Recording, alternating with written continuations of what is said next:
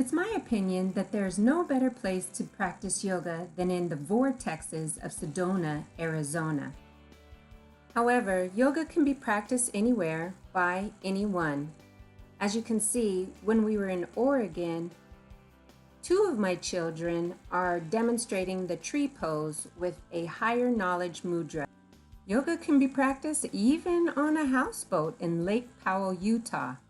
Here we're seen finishing up in Shavasana as a family. I thought it would be a good idea to create a video demonstrating the relaxing benefits of yoga. But it wasn't going very well. Even as I pushed through, I realized I was out of my element and I was not prepared. So I learned my first lesson of the day.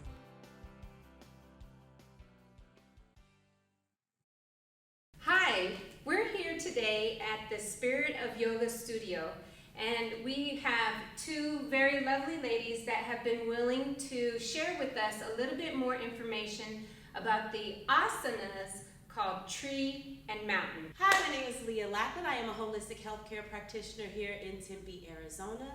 I have been practicing for the last 8 odd years, and I am happy to be here.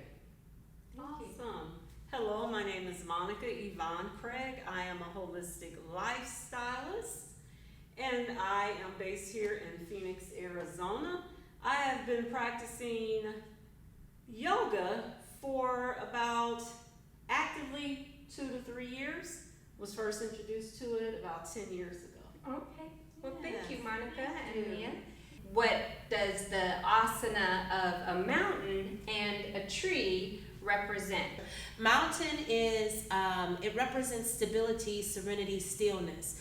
The mountain pose is said to be one of the hardest and toughest postures in yoga due to the fact that it cultivates stillness. And in today's society, that is the opposite of what we do, right? So when we're coming into stillness, it's kind of hard for people to just settle in.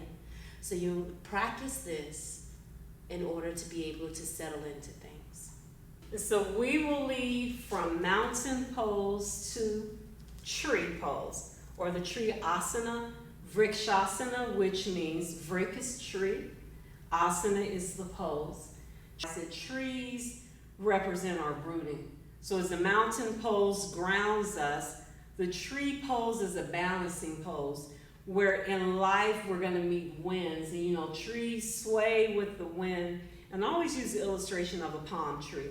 A palm tree, when the winds blow, the palm tree will bend and bend. You'll notice during hurricanes that palm tree will bend. And if you ever go back and look at the footage, they'll begin to raise up. They don't break. So the tree pose allows us, and it reminds us that our roots are deeply in the earth. Our roots also represent our family, who we are, our beginnings. Our roots are our foundation here on earth. That to know that in life, regardless of how torrential the winds are, we can find our footing. You also find fruit in trees. If trees are productive, we find our life, we find energy in trees. So in the tree pose, there's that stability as well, to know that it's okay. So you may find some unsteadiness, but you know that you won't fall. We want to make sure that our hips are square. And place your hands upon your hips. You shift the weight of your body to your left leg. We'll work the left side. You're going to find your weight there, but make sure you're firmly planted. Raise your right leg, and you want to raise it up front vertically about to your hip.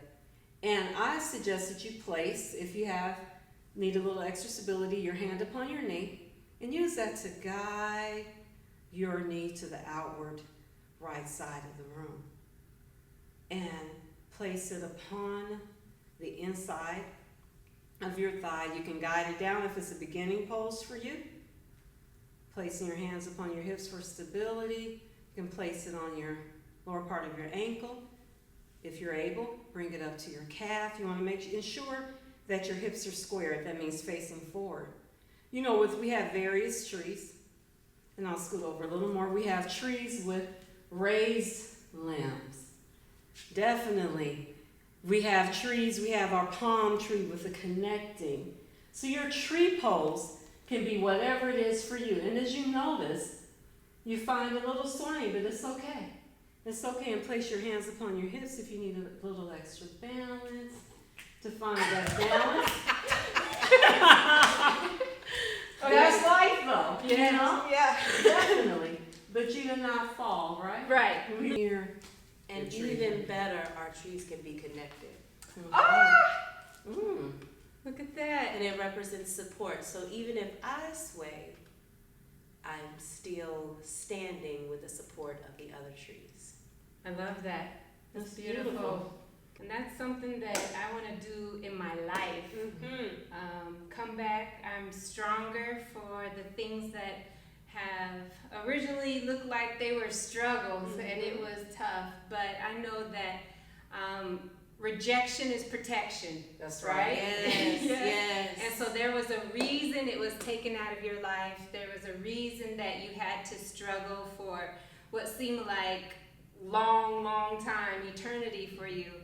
It was making you stronger, right? And the tree and the mountain are two examples of how that is demonstrated in nature. That's right. As this life lesson, I'm just going to set that right there. Okay? Right where? Right there. Right there. And you can think on it. Okay? Thank you. Thank you. Bye. I've always felt a connection to trees and nature. Perhaps growing up in Oregon amongst the forests had something to do with it.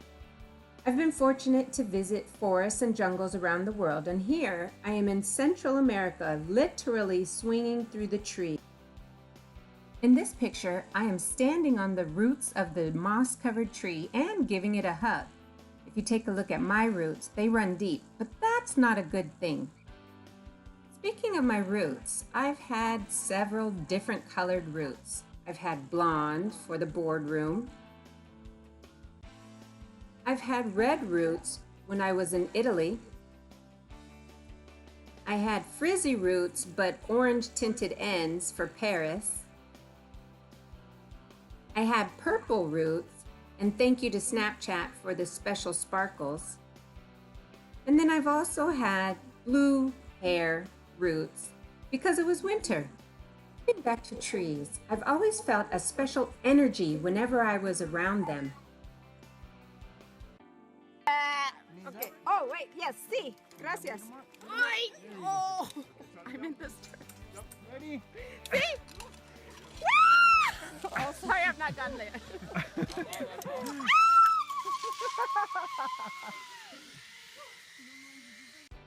In Anchorage, Alaska, I was mesmerized by the great creator's handiwork in making leaves. This actually sparked my curiosity, and I wanted to find out more about leaves. I decided to pay my friend in the Arizona State University Botany Department a visit. More recognize all these type of fossil leaves. Oh, that's incredible. Fossil site Maccabee. Tree leaves. So what makes them fossilized? Mineralization and compression and low oxygen and swampy areas. And what happens is they fall in the water and sediment falls on top of it, and years of compression, it just preserves it. It is impressive to know that these delicate leaves have been able to survive for over 56 million years and still have great detail. However, what blew my mind was when my friend showed me a piece of petrified wood with a seed embedded, still fully intact. Hi, thank you for joining me. In today's episode, I learned that I am still growing. I have a lot to learn. The mistakes that I make, if I learn from them, then the lesson won't be lost. The great creator who created the trees and the leaves and all of nature as well as the animal kingdom had supernaturally provided a way for rejuvenation and healing. And that very same creator created me. And so I'm excited to know that I have the same ability to rejuvenate myself, to heal myself. All I'll need is a combination of stability and flexibility. Just like the fossilized leaf, I can withstand harsh environments and still make a positive impact. I will look to nature to continue to demonstrate the behavior necessary in order for my seed to be blessed for generations to come. I'm curious to hear your take on the life lessons that can be gleaned from this particular situation. I'm going to set that right there, and be sure that you like, subscribe, and I will share with you later. Thank you.